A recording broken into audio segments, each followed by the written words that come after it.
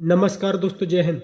दोस्तों, हमारे चैनल हिंदुस्तान किसान में आपका स्वागत है। आज हम देखेंगे पाकिस्तानी मीडिया की एक और लेटेस्ट डिबेट। लेकिन उससे पहले आपने अभी तक हमारे चैनल को सब्सक्राइब नहीं किया है तो सब्सक्राइब करें।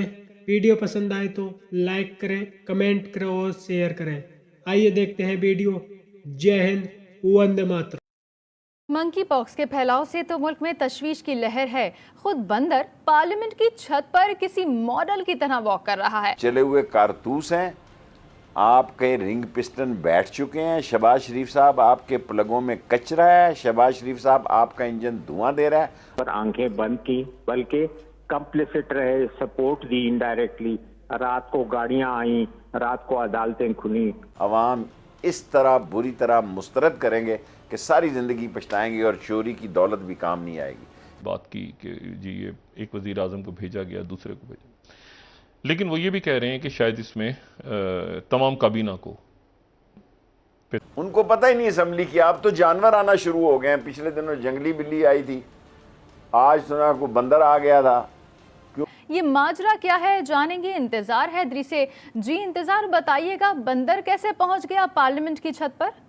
हाँ जी बिल्कुल जी, अचानक बंदर जो है वो पार्लियामेंट की छत पर पहुंचा है और जो सिक्योरिटी हुकाम हैं पार्लियामेंट हाउस के, वो लाइल्म निकले हैं और सिक्योरिटी के उस तरह से इंतजाम नहीं किए गए। कुछ दिन पहले एक जंगली बिल्ली जो है वो भी पार्लियामेंट हाउस में घुस आई थी और उसने काफी ज्यादा नुकसान पहुंचाया था। और जब वो नुकसान पहुंचा चुकी थी तो उसके बाद फिर पार्लियामेंट के सिक्योरिटी हुकाम को मालूम हुआ और उन्होंने उसे बमुश्किल जो है वो काबू किया और उसके बाद जो है उसने काफी दफातर को नुकसान भी पहुंचाया था। अब से कुछ देर पहले ये बंदर जो है ये पार्लियामेंट की छत पर नजर आया है और जैसे ही ये बात फैली है तो उसके बाद सिक्योरिटी हुकाम की दौड़ें लग गई हैं और उन्होंने बंदर को काबू करने की कोशिश की है, उसे वहां से भगाने की कोशिश की है। तबे के खान साहब ने जो आज वाजे कहा कि अगर सितंबर अक्टूबर में ही इलेक्शन कराने की बात होगी तो फिर मुज़ाकरात बेफायदा हैं, लेकिन मुलाकातें तो फिर कर रहे हैं फवाद चौधरी साहब, शाहमूद कुरैशी साहब। यानी हम ये समझ सकते हैं कि खान साहब भी समझ चुके हैं कि मुज़ाकरात सिर्फ बहाना है, वक्त ज़ाया होगा।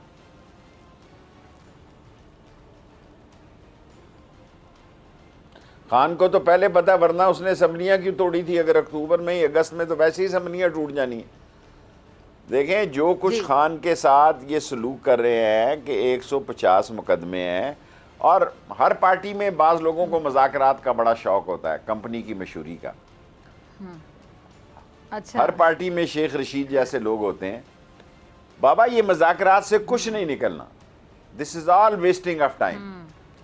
और वो 1 साल से मैं ये बात कह रहा हूँ कि ये सीधी उंगली से घी नहीं निकलेगा, टेढ़ी उंगली से निकलेगा। और जो मोज़े और जो जूते और जो पैमाने और जो खिलौने चाबी दिए हुए जो खेल खेल रहे हैं, ये खेल खुदा न करे कि किसी बड़े खेल में बदल जाए और खलवाड़ बन जाए। उससे पहले इलेक्शन का फैसला हो जाना चाहिए। आप ये जो बड़े खेल के हवाले से बात कर रहे हैं, यानी अब मुज़ाकरात भी बहाना नज़र आ रहे हैं, तो इसका मतलब है कि मुज़ाकरात बहाना होंगे और खुदा ना ख्वास्ता कुछ और प्रोग्राम है। अगर आपके पास कोई खबर है तो शेयर कर दें।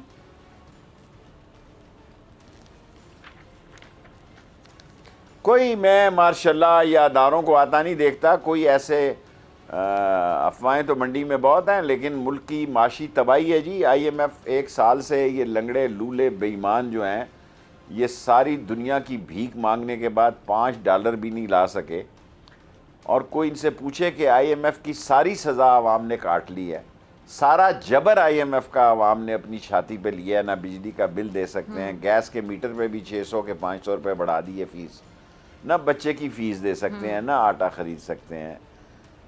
कहाँ जाएंगे? बिल आखिर ये निकलेंगे, इन्हें जलील और रुस्वा करेंगे। और इस मुल्क में कहत का जो आलम है, जो खाना जंगी के आसार हैं, जिसकी सिविल नाफरमानी की इब्तदा आज के वज़ीर आज़म ने कल कौमी असम्बली में की है कि मैं इन 3 जजों को ही नहीं मानता। अपनी शक्ल देख, तो आप शक्ल देखें अपनी हुजूर। आपके लिए तो एक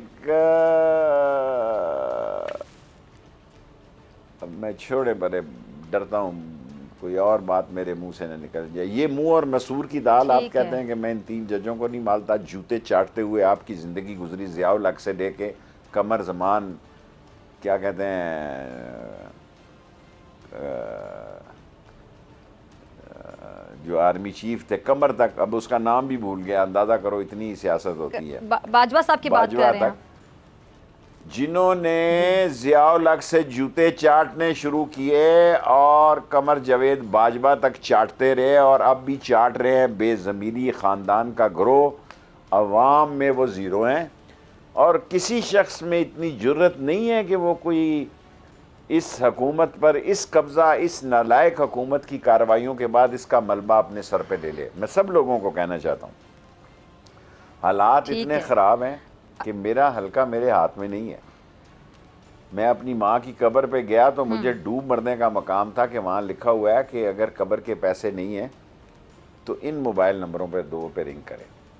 इसी तरह मोती बाज़ार में और बाड़े में जो कफन का लट्ठा बेचते, उन्होंने भी दुकानों पर लिख के लगा दिया कि अगर आप पर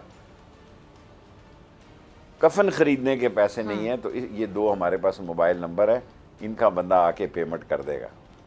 तो इस मुल्क में जीना क्या और मरना क्या, जहाँ इंसान, आम इंसान अपने माँ बाप की कब्र की पेमेंट नहीं कर सकता, कफन नहीं ख़रीद सकता, तो इनका ख़त्म दरूद कौन कराएगा यहाँ पे? इन्हीं का ख़त्म दरूद पड़ेंगे थोड़े दिनों के बाद, 10-15 मई तक इंशाअल्लाह ताला। अच्छा शेख साहब, फिर आपको क्या समझ आता है इत्तेहादी जमातें आखिर चाहती क्या? 10-15 अप्रैल है फिर इलेक्शन, जी इलेक्शन आज हो जाएं, सितंबर अक्टूबर में हो जाए, नताइज कितने बदल सकते हैं? मुझे बताएं। 3 इत्तेहादी जमातें हैं, मेरी गुजारिश सुने। हालात बड़े ख़राब हो सकते हैं, खाना जंगी हो सकती है। जमातें हैं क्या जी? एक सीट की जमात है जी। ANP की 1 सीट है, 1 ही सीट है मेरा ख्याल है। कई ऐसे लीडर हैं इन 13 जमातों में जिन्होंने असम्बली का कभी मुंह ही नहीं देखा, क्योंकि उनको पता है कि यहाँ जंगल का कानून है, तो जंगली जानवरों ने समझ लिया कि ये हमारी क़याम का। सो इस हफ्ते 10 दिन में 2 जंगली जानवर घुसे हैं।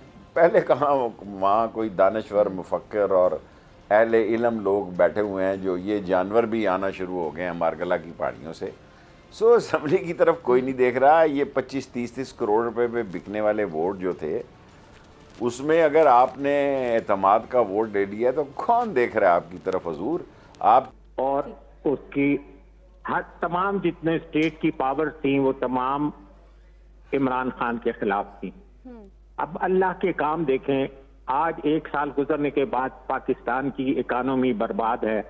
पाकिस्तान में महंगाई, वो जितना जहां पे वो थे उसके से बहुत ही आगे बढ़ गए। वो पहले महंगाई मार्च वगैरह करते थे और मिड टर्म इलेक्शन भी मांगते थे।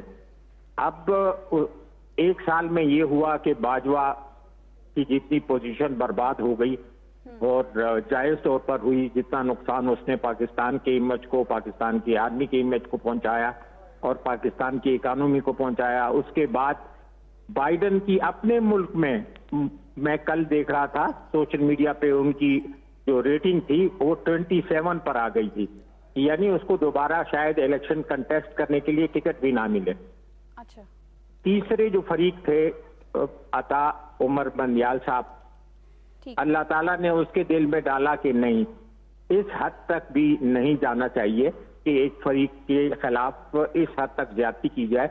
और उसने कहा कि जी मैं आइन के मुताबिक फैसला करूंगा, और उसमें डिले हुई बिल्कुल। एक इस बात से मैं उनसे, अमीर अब्बास साहब से मुत्तफिक हूं कि वो 14 अप्रैल से पहले होनी चाहिए थी, लेकिन ये 14 मई को बात चली गई। तो ही लगा दी जाए, सही, ठीक है, क्योंकि हुकूमत का मतलब काबीना है, वज़ीर आज़म और काबीना। तो और ये भी हो सकता है कि कुछ ना हो और मामलात किसी अफ़ाम तफ़हीम के साथ आगे बढ़े, जो कि ज़्यादा मुनासिब होगा।